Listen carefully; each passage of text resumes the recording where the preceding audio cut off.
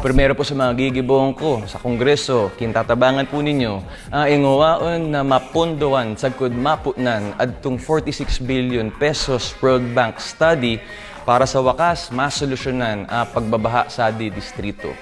Sa di man po syudad ka iriga, pigmamawot ko, sagkod iigutan ko na magkaag ko modernong ospital. Kay puha nagibuon tang prioridad ang programa sa salud. Dapat na andam, sagkod preparado kita sa mga pwede pang umabot na mga virus.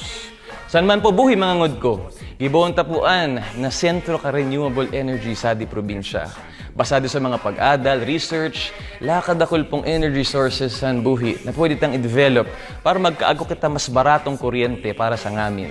Hydro, biomass na ginigibot sa Calabanga Nguan, solar and wind, very feasible in buhi Camarines Sur.